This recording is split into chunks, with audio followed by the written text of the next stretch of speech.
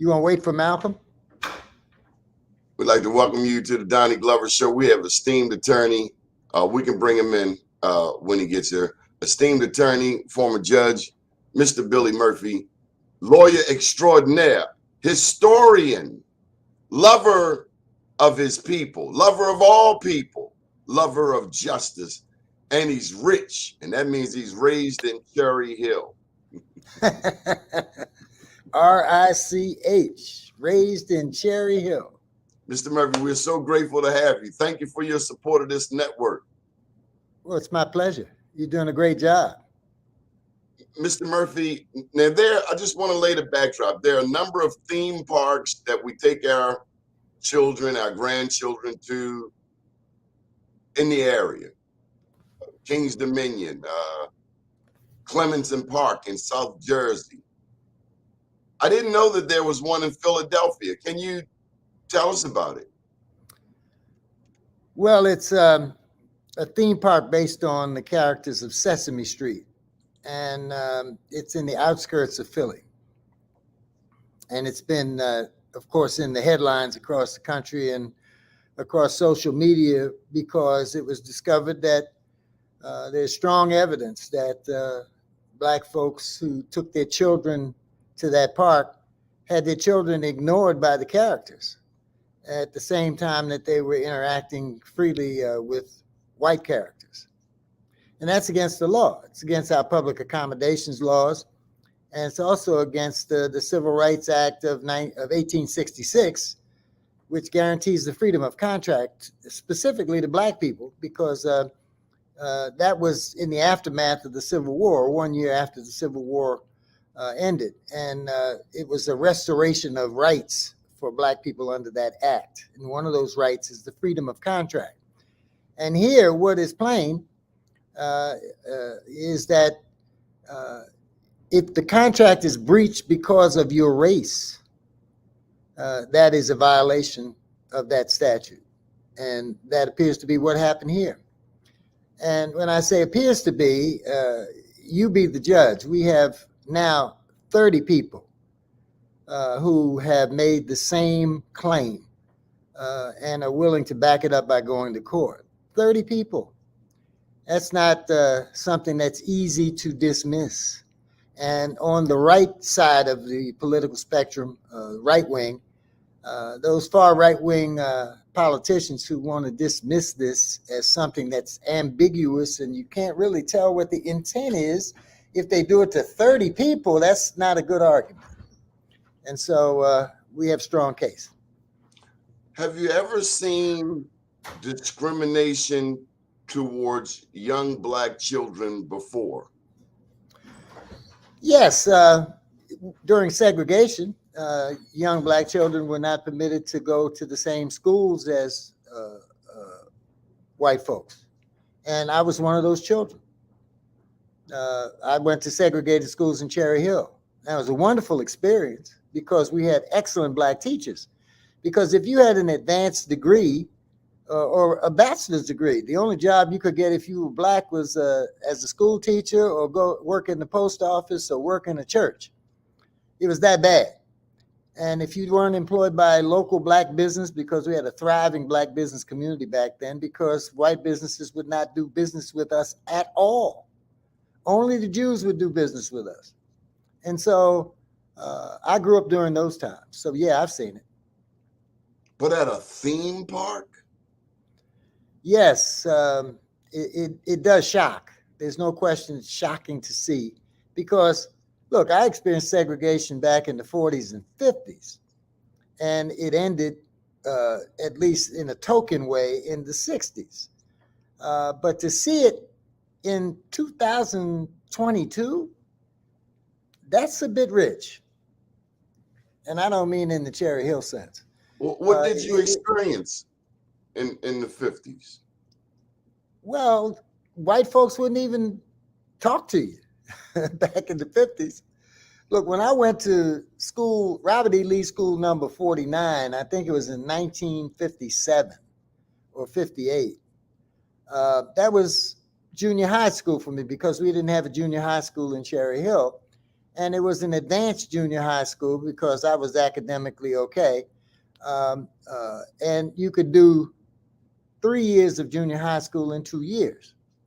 So I was enrolled there, and there were 5 blacks in my class of about 45, and 3 of them were from Cherry Hill: Mary Mack and Bernice Morris, and me. And when we would walk down the halls in that school, white folks wouldn't even acknowledge that we existed. They would just look away, or they would pretend not to see you. Wouldn't speak, wouldn't greet, nothing polite about it. Now, there were a few white teachers that were okay, but I happened to have as a music teacher uh, uh, uh, a woman who was really racist, and she wanted the classroom to sing Old Black Joe. And I knew enough back then not to put up with that.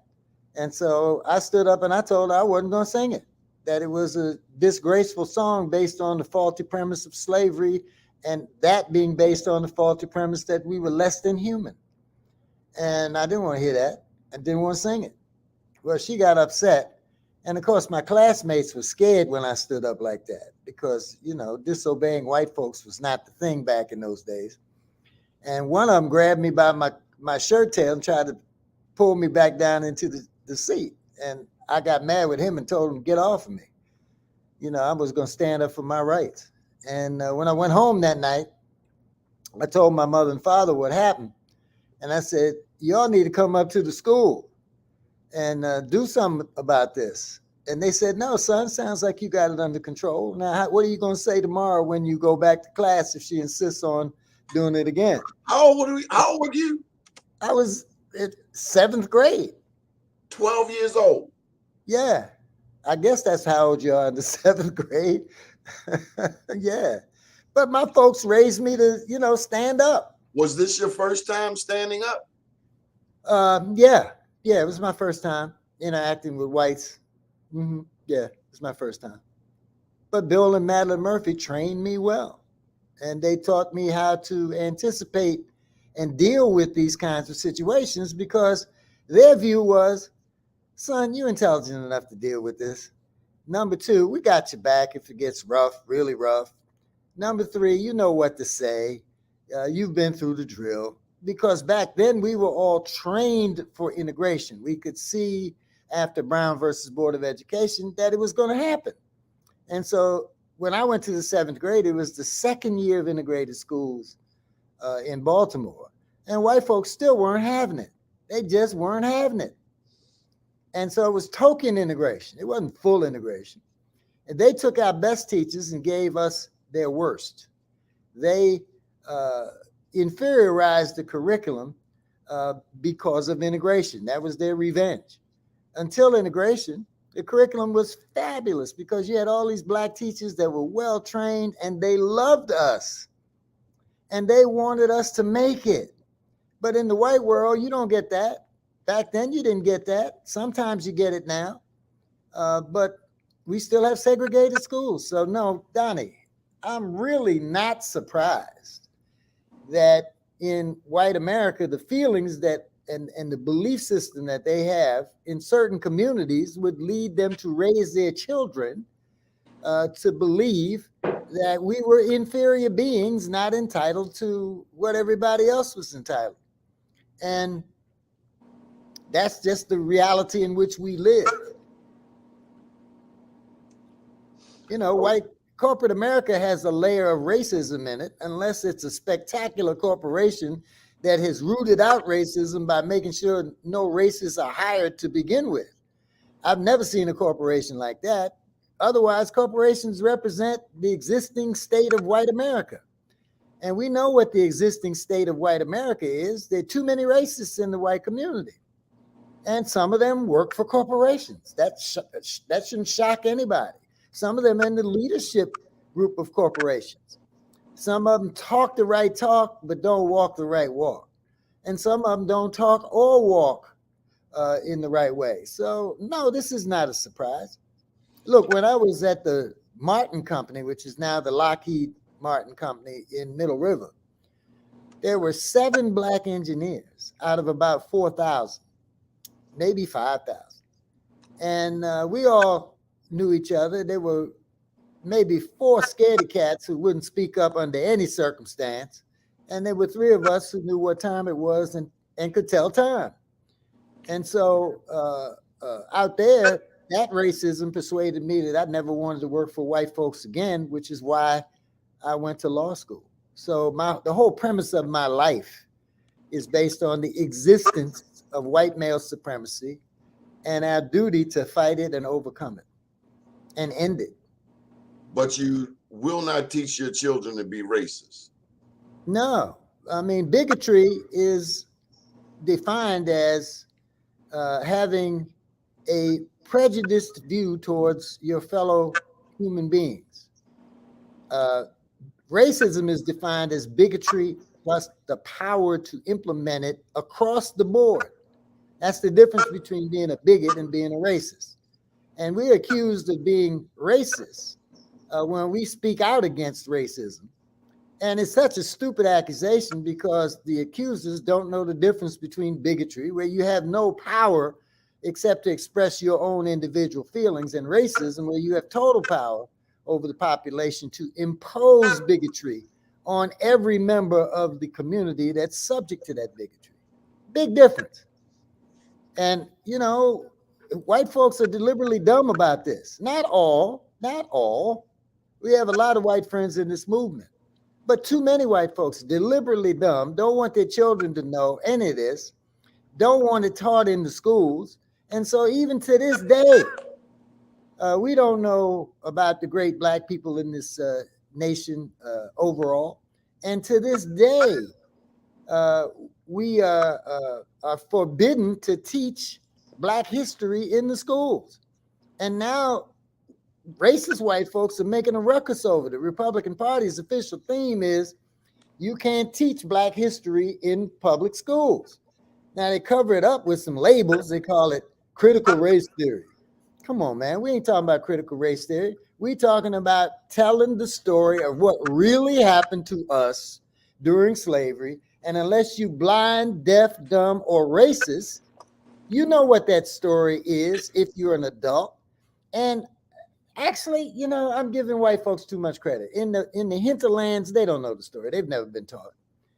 Their school system has never taught them about what the truth is about what happened to the black people stolen from Africa who were made to be slaves for the rest of their lives and the rest of their children's lives and the rest of their children's lives and the rest of their children's lives. And so, and they still gonna tell you the story that the Civil War wasn't about slavery. My God, what a cover up. And so they insist that if you bust this cover up that they believe is the truth about American history, that's wrong, that you can't teach the truth. I mean, we still got some major mental illness in this country, and its name is racism. One of the things that makes you great is like Magic Johnson. You know how to pass the ball. We have some great people who have come out of this city. They went into politics, but I can't tell you one person that they put on. But I know women that you have put on. Georgia Gosley brags about you to this day. But being a self-actualized human being that you are, you pass the ball to this young lion. His name is Malcolm Ruff. Malcolm Ruff, have you ever imagined racism at a theme park where we take our children? Well, unfortunately, historically, it is clearly cognizable and something that has been happening for decades and decades. Just like police brutality, it's now just being filmed. And so Black Americans need to be believed. We've been saying these things for decades. There's a reason why public accommodation laws were put into place in the federal code. Specific statutes, despite the fact that we already had the rights established back coming out of Reconstruction. So no, just like Billy, I'm not surprised that we see this disparate treatment. Black people have always been trying to fight and grasp and claw just to get the same treatment that white people have gotten through their privilege for years and years and years. So the fact that this is occurring at a place like Sesame Place, especially even with little children, it is not a surprise. White supremacy continues to rear its ugly head, as Billy has already mentioned. And just to segue from what you were saying, I love you, Billy, because you absolutely have been, my mentor, my OG, and have allowed me to be on this platform with you. So it's just an amazing journey, and you are a legend, because not only because of what you do, but how you put people like me on and allowed us to have our stars rise and rise and rise. So let's talk about that, Malcolm. He doesn't rest on his past laurels. What about you? I mean, this case here, you're not resting. Certainly the Murphy name is internationally recognized in the legal realm, but great people know that you have to earn your keep every day. What does this case mean for the Murphy firm in your estimation? It's a statement. I think it's about telling the world what we stand for, right? We were presented with this situation when the Burns family contacted us. We have been watching it in the week leading up to them calling us. And I think that we are specifically situated to be able to address this type of widespread and sweeping bigotry and racism that we see at this park, because of who we are, because of what we've done.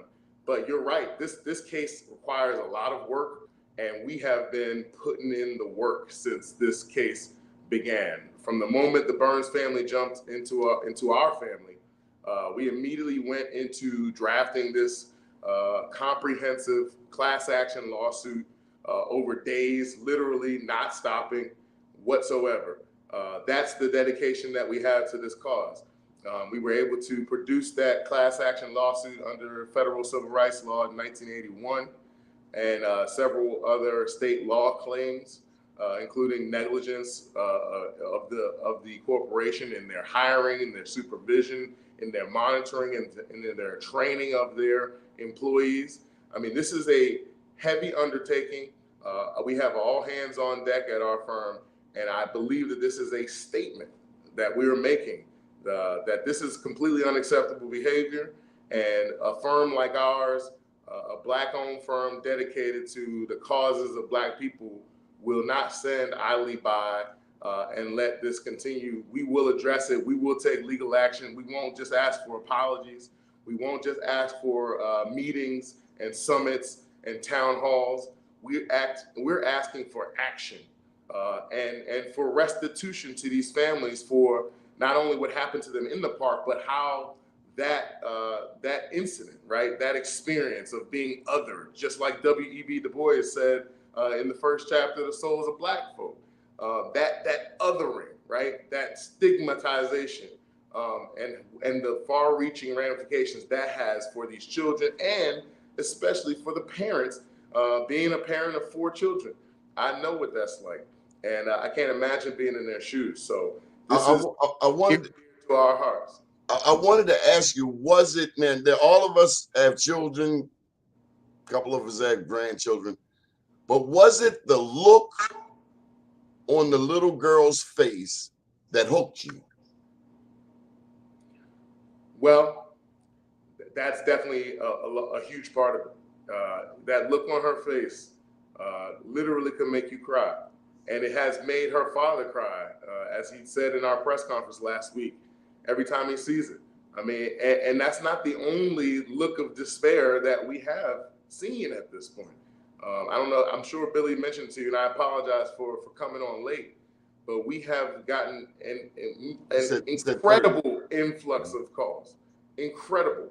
And the videos have also continued.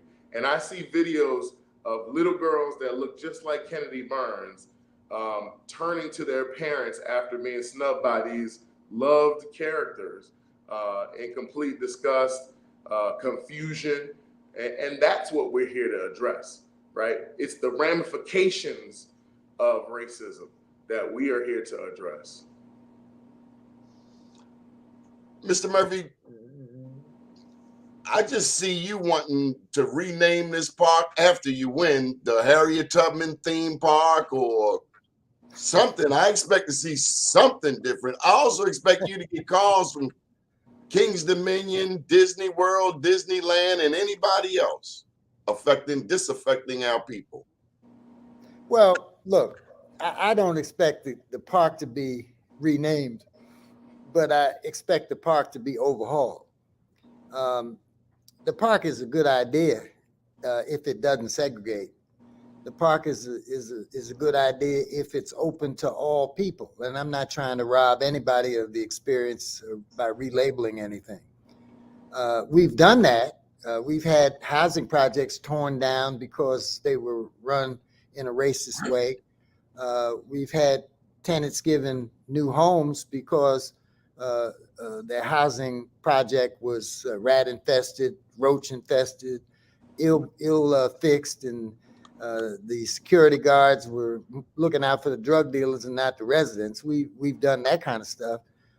So this is not our first restoration job, and this needs to be restored to a theme park, which for perhaps the first time, and we don't know what it was like when it was first opened or anything of that nature. So I don't want to disparage the previous owners, but it's got to be restored to what it was meant to be, and that is a place where all children can come and have fun in a wholesome environment, free of racism, where they can interact with the characters that historically have helped them to learn how to read, help them to understand there's no difference between people simply because of their skin color.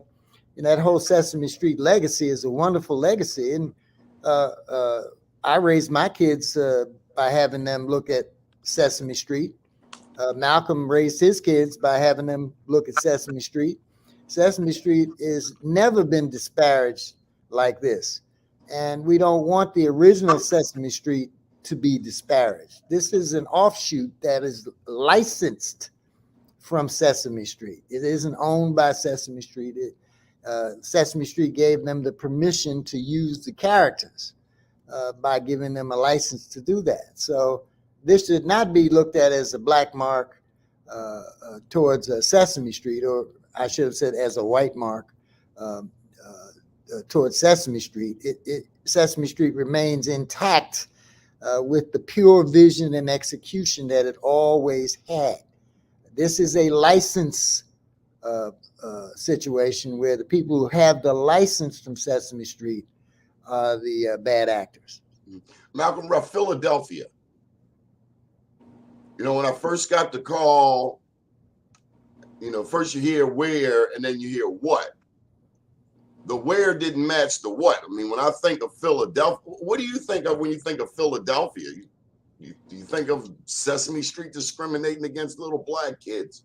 No, and for them to call it Sesame Place Philadelphia is a little bit of a misnomer, right? You know, I love Philly. I've been going to Philly all my life. Billy and I, we both love Philly.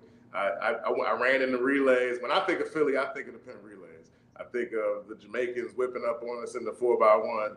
I think about all the good food. I think about good times with my best friend who went to Drexel. But Sesame Place is actually in Bucks County. It's not in Philadelphia. It's a good 30 to 45 minutes away, depending on where you live in Philadelphia. And Bucks County is the suburbs of Philadelphia. So think of like Phoenix, Manchester, you know, think of, you know, Bel Air. This is not, you know, Philadelphia proper whatsoever. It's called Bucks. I mean, if it's like Bucks, it's Bucks. Bucks. And what I've heard is that they're very affluent. Yeah, it's a very affluent town. County. And strategically, you know, they select folk from that area, but they also have some folk from Philadelphia. So it's going to be interesting when we get into the discovery of this case to learn about the makeup of the employment, their workforce at Sesame Place. But for them to name it Sesame Place Philadelphia is a little bit of a misnomer. I think they do that just to kind of build up the hype and to get people to come visit, because Sesame Place Bucks County just doesn't sound as Mr. Murphy, there's a famous black lawyer out of Philadelphia. I want to say Cecil Gray. Cecil Moore. Cecil Moore, man with the cigar. Had a penchant. Yeah, he was a hero of mine. And he would call out anybody, black or white, either for being racist or for kowtowing or timing to racism. And that leads me to what made Cecil Moore great. Cecil Moore had courage. He had courage like it was a normal part of the human character. And what we have become are lapdogs to racism. We are scared to fight. Our lack of courage is abnormal. It is because we still fear the retribution of the white man when we stand up for our own justice. And we got to get out of that. We have strength in numbers. We 20% of America. No, I guess 13% is the closer number. 13% of America. And that's a large percentage. The Jews are only 2%. Look what they've achieved. And so we have the strength of numbers, and we don't use those numbers because we're afraid. And all of us are not afraid. Thank God all of us are not afraid. But too many of us are afraid to talk back, afraid to stand up. I'd rather die on my feet than live on my knees. I can tell you that. And that's natural to me. I got that from my mother and father. Maybe I was born with it. I don't know. But it never took effort in the Murphy family to be courageous, because the Murphys were all courageous. They stood up. They spoke out. They protested. They led. And you can't do that if you're afraid. And so I thought courage was normal when I was growing up. And I was shocked to see how little of it exists out in real life. And you don't have to go to the black community to see a lack of courage. You can go to the white community and see it too, because corporate America can emasculate a person. That's why we have labor unions. That's why we had to fight back against corporate power that was overwhelming to both primarily to the white community, because they still weren't employing blacks back in the old days.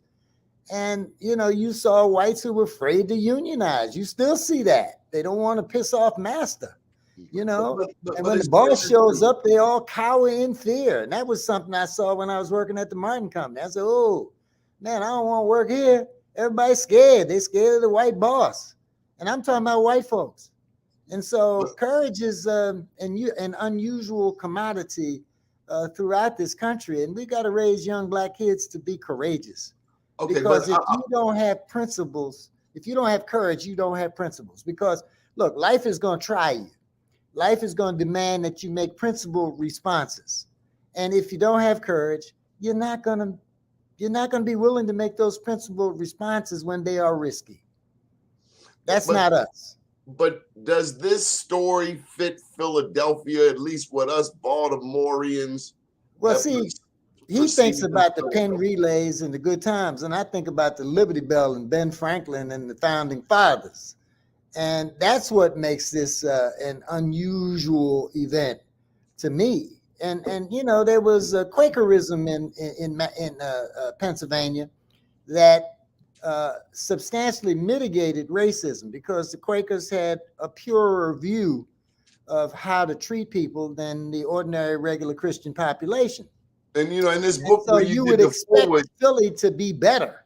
In this book where you did the forward, we talked about James Forten. James Forten, the millionaire, the black millionaire. He was a patriot during the Revolutionary War, and he owned he bought the sale company he worked for, and he hired people of all races. Just, Malcolm, this story doesn't fit Philadelphia, I thought. No, it doesn't. Like Billy said, we talk about freedom, And I mentioned the fact that we did our press conference, the federal courthouse that we filed a lawsuit in is literally one block from the Liberty Bell, one of the most iconic symbols of freedom. And you talk about James Fortin, who was an abolitionist, I believe. Is that who you're talking about? He helped with abolition. Yes, he did. Absolutely. Right. But he did not want to go back to Africa. He was adamant that he was a patriot. He helped build this country, and he was staying here. And his son said he would go to Africa. But yes, he was a patriot. Right. But even the theme of Philadelphia, right? It's the city of brotherly love. In 2022.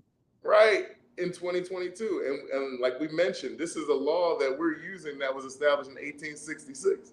So it does not line up with, the feeling that you get when you consider Philadelphia, the people of Philadelphia. I guess the only thing I could maybe equate it to would be the bombing of that Philadelphia neighborhood in 1985, right? Ooh. This definitely set off a chain of events that has activated Black people, and it has been like an eruption, in that community, because like I said, the flooding of calls that we received from Philadelphia, from New Jersey, folks from Baltimore, folks from Delaware, folks from DC. This thing has, a wide impact. And by the time we've sifted through the calls, because we got close to 110, 120 calls, more than that, we'll probably end up with maybe 50 plaintiffs. Who knows? We've only been able to roll our sleeves up and work through a fraction of those calls. And I think out of the over 120, 81 people wanted us to represent them. So we've only had a chance to go through like the first 40, 50 calls. And we've got 30 plaintiffs.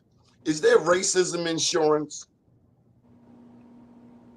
That's a good question. I don't know where would a white insurance company give a white company insurance against race, against their employees being racist and doing things that cost them money? I don't know if that's too big a risk for an insurance company to insure, but they ought to get it if they can, because unless you screen your employees so that you're not hiring racists, in other words, unless the company is anti-racist in its policies and procedures and behavior, then you're going to have some racists. And I'm sure that if there were insurance against being sued for racism, it would require every company to become an anti-racist company. That's an excellent point that you made, Donnie. I hadn't thought about it in that way. Maybe that's what we ought to advocate. Get anti-racism insurance. Get the insurance companies to insure against that, because they will insist that the company behave in an anti-racist way in order, as a condition, to give them insurance. And so you see some real change if we could implement that. That's worth thinking about and trying to implement. Your thoughts, Malcolm? But moreover, I think this relates to what we're asking for in this lawsuit, right? We're asking for insurance from this company, assurances that these things will never happen again. And so corporate America is busy right now. I'm sure Billy's mentioned this as well. They're busy. There are a lot, there should be, right? This is what I'll say. There should be a lot of, important people in big companies and in big rooms having discussions right now about our lawsuit and about how they avoid making the missteps that Sesame Place has made and other places have made, right? Well, you can guarantee that in businesses similar to this, those conversations are going on right now. I can hear them now. George, give me a report on my desk within a week about the situation in our company, because I don't want to be sued like that park. What's the name of that park, George? You know what I'm talking about. And I want a report from all of you about where we stand and how we're treating these Black people. And so get that on my desk right away. You can hear those discussions going on right now. Absolutely. And it's really about giving a damn. I mean, they just have to care. They have to put in the training. They have to use the most expert people. They have to prevail upon their employees, their workforce, to uphold the rights of Black people. It's just that plain and simple. And that's why we've asked for injunctive relief. That's why we've asked for declaratory relief, because the courts may have to step in and force this corporation to take the right stance. But that's the kind of assurances and insurance that they can use, without having to get a rider that says, if you hire some racists, we got your back. I don't know if you know in this book, if you saw the news last night, Kansas, and that's where John Brown kicked off the Civil War, if you ask me. Kansas voted, even though they voted for Trump, that same percentage of people voted for abortion. For a woman's right to choose. The woman's right to choose. I tell you that, and I also say a quote by Edmund Burke: the only thing necessary for the triumph of evil is for good men and women to do nothing. Going back to that boardroom, Mr. Murphy, what kind of precedent can this case set with success? Well, it would seem to be egomaniacal to suggest that this case is going to set a major precedent, because there have been so many important cases, especially in the 60s, 70s, and 80s, that we thought would do that, but didn't, because the behavior did not eliminate racism. And when nobody was looking, the racists became racist again. This is a country that's never taught in its school system that racism is wrong. Even though when we won World War II, we made the Nazis, the Germans, teach that Nazism was wrong, and that anti-Semitism was wrong, and that racism in general was wrong. At the same time, we were being racist back in the United States, because white folks didn't want to see this kind of anti-white bigotry organized as power ever again on this earth. And when we won the war in Japan, General MacArthur completely reformed the Japanese school system and put in there as a central provision: you can't teach racism against whites anymore. You can't do what you've been doing that caused you to feel this way. And those efforts were largely successful. But you see, it's hard to erase bigotry, and it's even harder to erase bigotry plus power, because that sets up institutions dedicated to the implementation of widespread bigotry, total bigotry. And so when you have these institutions that are based on that implementation, it's hard for them to change, because they've been doing the same thing day after day after day, minute after minute, second after second, and they've got these policies that they don't enforce. They don't, as I said before, they don't screen out racists as part of their workforce. And I've even heard it argued, and people have said to me privately, white folks, Billy, if we screened out racists, we'd have a hard time hiring people. Well, what's that tell you about the state of racism in America? And if you're a good company, and if you don't believe in racism, why don't you screen them out? And I think one of the reasons that we're going to hear is that, too many racists to screen out and still have an effective workforce. Man, I hope that's not true, but it may be. I take a little bit of a different view, Billy, of the magnitude of this case, and the potential to set precedent in this country. And see, right there, that's reason enough for me to have hired Malcolm in the first place. He does not defer to me. You don't want no yes he man. He may learn from me, but he does not defer. I definitely learn from you, because I've learned how to disagree with somebody just like that from you. But you wouldn't respect him if he was a yes man, Mr. Murphy. Hell to the no. That's the truth too. Quote, but it's just a slight difference, because at the end of the day, I agree with your conclusion. But what I think is that this case could potentially be as big as the Byron Allen case.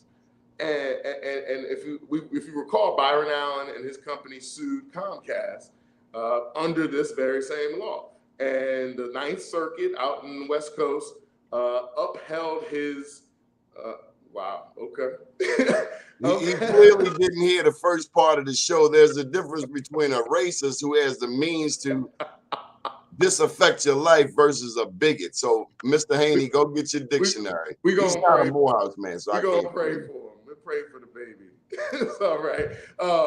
But see, when we learn the definition of racism from white people, it's gonna be wrong. You're right. I mean, You're right. Racists can't teach you what racism is. They don't want to. But Exactly. doesn't it also speak to the traumatization that we suffer from today, which you advocate against? Malcolm, I got to tell you this quick story. I was hosting a dinner. I asked Mr. Murphy to be my host because the guest was Congressman Robert Early. Now, I won't go into specifics, but I can tell you that before Robert Early got in the room, Mr. Murphy was himself. And after he got in the room, Mr. Murphy was himself. And you'd have to be there to understand what I'm saying. But Robert Early had changed the complexion of the conversation in no way. Sure, you're a congressman. Sure, you're this. Sure, you might be governor. But you're in our house. That's what I will never forget about Mr. Murphy. And it's also a reminder of how so many of us are disaffected, are still traumatized. We whisper when we want to talk about white people. All of those things. When we say the word white, we whisper. Yes. Did you see what that white man did? I mean, come on. That's fear. And there are reasons to be afraid. I'm not stupid. You might lose your job in that white company if that white boss thinks that you are speaking out on our behalf about what is truly wrong with white behavior. I get it, but at some point you gotta make the calculation, man. You know, are you gonna you gotta stand for what's right, even if there's a cost attached to it. And you know, I look at Frederick Douglass as my example because Frederick Douglass came up at a time when you would be killed on the spot. Mr. Covey did try, didn't it's a regular matter. Mr. Covey did try, didn't stop it. Thank God. Thank God it did not stop Frederick Douglass. He broke Mr. Covey's back on the Eastern Shore. Mr. Covey was what they call an N-word breaker. A nigger breaker. Yeah. But he got his back broke that day. And that's in the narrative of the life of Frederick Douglass. Out of Maryland. Harriet Tubman, out of Maryland. Benjamin Banneker, out of Maryland. Matthew Henson, out of Maryland. Your daddy, Judge Murphy, out of Maryland. Malcolm Ruff, out of Maryland. Perrin Mitchell, out of Maryland. Anthony Brown, out of Maryland. Wes Moore, out of Maryland. Yes, indeed. And the names, I don't want to leave anybody out because there's so many names we could rack up on this thing. And so, yes, people have stepped forward with courage. Now, I'll tell you what's amazing about being Black. When you step out there, Black people got you. Black people take care of you.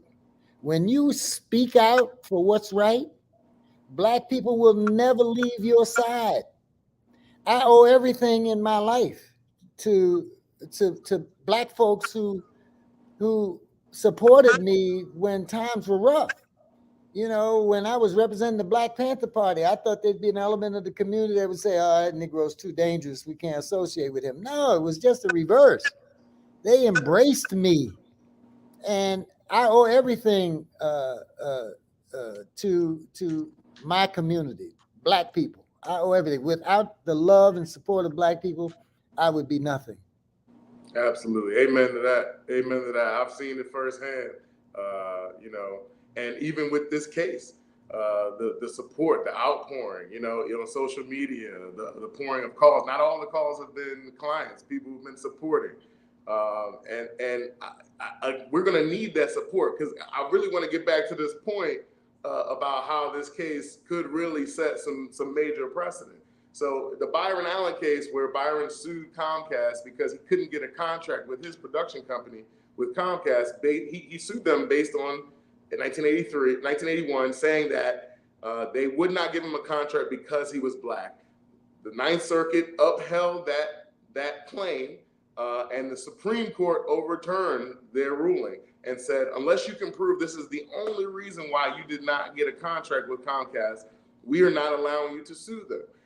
This case is going to be along those lines, because I'm anticipating, if there is a robust defense put up, that Sesame Place will say, well, how can you prove that this is but for racism? And we are going to show through the comparators that we see, the white people who were engaged with these costume character actors and the lack of engagement with Black folks, that is going to be the crux of the decision that needs to be made in federal court. Is that but for causation? Is that but for racism? And we say that it is, because Black people have been experiencing this all our lives, again, and Black people need to be believed. It's not just a feeling. It's not just a microaggression. This was intentional, and it was received as intentional. It is perceived as intentional. And we're going to need all of Black America to support us as we move forward in the litigation of this case, because this case could be highly important because everything that you do is governed by contracts. Your job, your car, your house, anywhere you go, any entertainment that you engage in, this law comes into play. And every single person in corporate America, every entrepreneur, every business person, it may have to observe this case as something that they will have to use to govern themselves as they go forward. And that's why we're working so hard to prepare this case, to build it up, and to make sure that all Black people understand what we're really undertaking here. This is something that is clearly important and must be done. So listen, I asked you about racism insurance.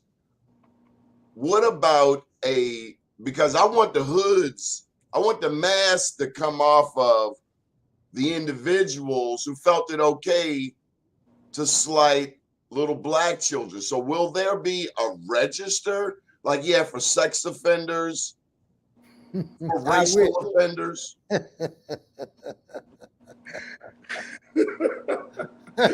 So certainly they could never work a job in law enforcement, for instance. Well, look, you raise a very interesting point. One of the things that we insisted in the wake of Freddie Gray was that when you do police reform, you make sure you don't hire racist cops.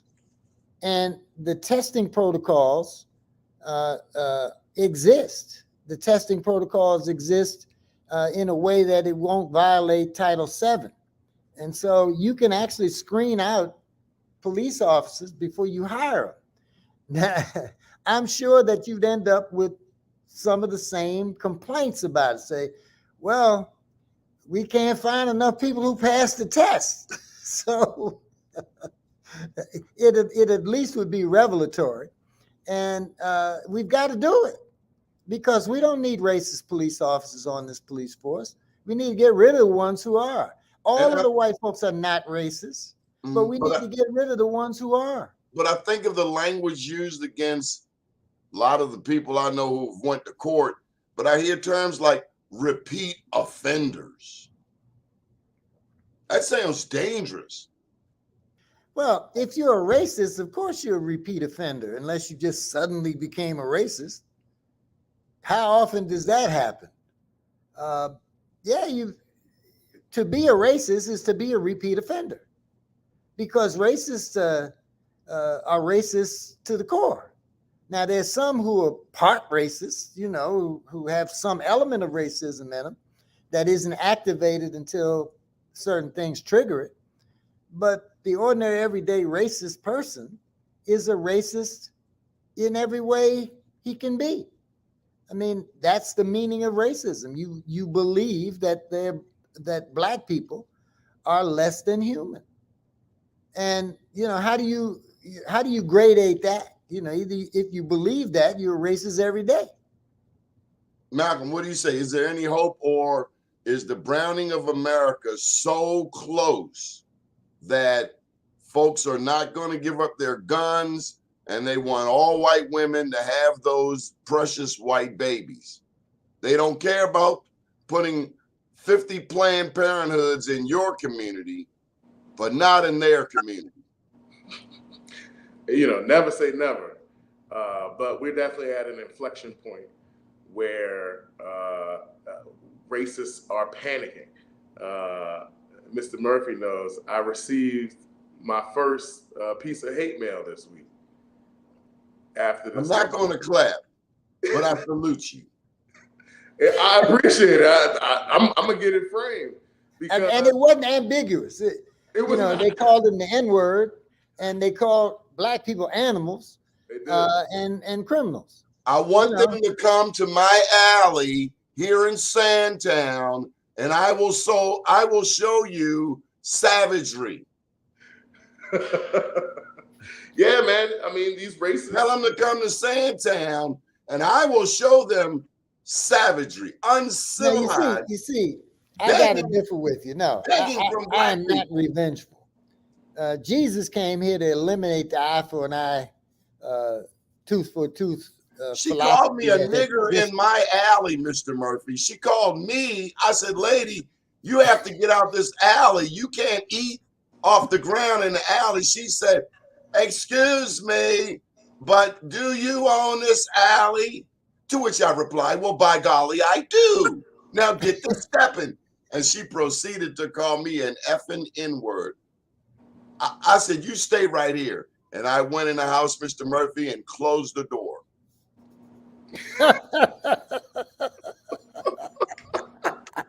Well, that story didn't end like we thought it was going to end. No, I'm glad it You did. would be mad at me if I went and did something stupid.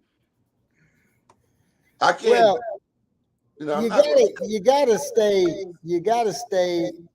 in the area where you are actually effective. And you're not going to be effective if you kill somebody and you end up in jail. We'll be talking about poor Donnie and then on to the next one. And you don't want that to happen. So, what they say, they say anger is the wind that blows out the lamp of the mind. Anger is the wind that blows out the lamp of the mind. I'm not going to mistreat people because they mistreat me. I'm not going to become a bigot because I've been a victim of bigotry. And indeed, one of the lessons you learn from being a victim of bigotry is why you shouldn't be one yourself. One of the lessons you learn from racism is why you should not be a racist yourself. And usually, people don't change unless they've been victimized themselves by their very own philosophy. And when you get victimized, that's when you start to open your eyes, because you now become empathetic, because you're now feeling what it feels like. You're now hurting the way other people have become hurt. It's, when white women marry black men, that's the typical experience they have. For the first time, they feel bigotry. They feel racism. When they're dating this black man, they feel it for the first time. When it's out in the open, they feel it. And then when they have that black baby and they see how people treat both the baby and her, then they start feeling the real depth of racism in America.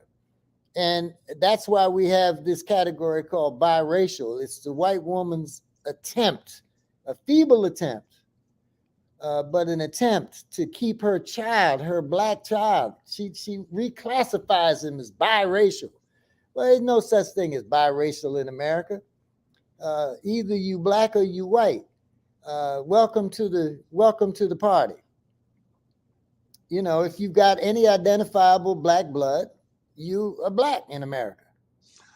I'm glad you say that. How do I find out who my white ancestors are? Because I like to look them up.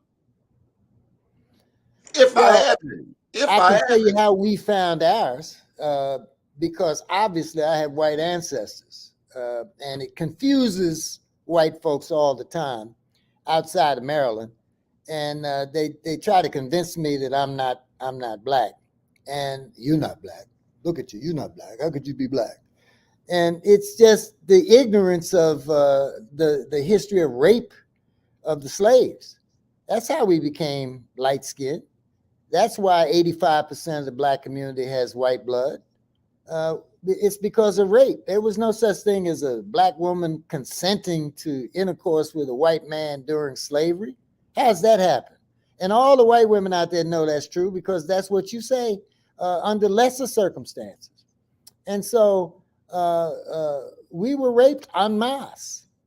And my nephew, Chris Rabb, who is a member of the Pennsylvania legislature, has a hobby of genealogy, and he went back and found the documents that proved that we were the direct lineal descendants of the Livingston family who signed the Declaration of Independence, Robert Livingston, and we go all the way back. And so my sister, just for giggles, joined the Daughters of the American Revolution, and it's required that you be able to prove your direct lineage, and so we can prove it. But I mean, it's nothing to be proud about. It's just a fact. You know, I don't hold my head a little higher because I have white No, blood. I was wondering, can I go tap their pockets? Well, that's been discussed at a Reparations. level that's getting more intense as we sit here and talk. Reparations is what you're talking about. Okay, well, what a minute or so, Mr. Malcolm, anything that we haven't covered, and thank you so much for making this happen. Got you muted. You muted yourself. Sorry about that. I think it would behoove us to at least put it out there that if you know anyone who has been to Sesame Place as a minority citizen who did not get the experience that they contracted to receive, that was disparate, that was different than a white person would have received, or visibly was different during your experience than what white people were receiving, you should contact us if it happened within the past 4 years. You know, we are forming this class of people that in numbers will be going up against a large corporation. And we want to make sure that we capture everybody's experience that fits our class description. So if you've experienced what you believe to be racism, disparate treatment, or a hostile retail environment at Sesame Place with your children, and you are a minority citizen, I would tell you to contact us at 410-951-8744. Talk to us. We will review your case and determine if we believe that you fit in the class, and you can join us in this fight for freedom. This is the new battleground for civil rights in our country, and it's not a spectator sport. It's time for Black America to join us in taking action. And the other thing I want to say along those lines is that if you are a white former employee or current employee of Sesame Place and you want to tell us about what really goes on behind closed doors, please give us a call. And our number is any employee, 410-951-8744. Say it again, Malcolm. 410-951-8744. Mr. Murphy, I got to ask you, what other cases do you handle? What other kinds of cases do you handle? Oh, we do a wide variety of personal injury cases. And so if you've been the victim of medical malpractice, you ought to call us. If you've been catastrophically injured, you ought to call us. If you have had problems that have caused you physical harm because of the negligence of other people, you should call us. We do all kinds of personal injury cases, and we've gotten close to $1 billion for our clients because we've handled those kinds of cases. Thank you, Mr. Murphy. Thank you, Mr. Ruff, and much success to you as always. And again, thank you for your support of this network. We'll stay tuned for Mr. William. Thank you, Donnie, for being Donnie Glover. Yes, sir. And Thank thanks you. Congrats on 20. for writing my foreword to my book, I Am Black Wall Street. It's a great book, by the way. You all ought to read it. You ought to read it. Hold it up again, Donnie. You wouldn't put your name on any junk. That's correct. Yeah. I Am Black Wall Street by Donnie Glover. I Am Black Wall Street by Donnie Glover. Get the book. Thank you. Congrats on 20 years, Donnie. Yes, sir. 20 years. Yeah, we were going to surprise you, man. On that radio show you were on, Marsha what show were you on last night? Marsha Jew's show. Marsha Jew's. Yeah, and we got busy on this case, and you know, by the She time adores we you. came up for air, She adores you. well, I adore her. I think she does a great job. Yes, sir. Great job. Thank you for the access, Mr. Murphy. Thank you, Malcolm. Thank you for always answering your phone. No doubt. Have a great day. Good morning, world. Peace, y'all.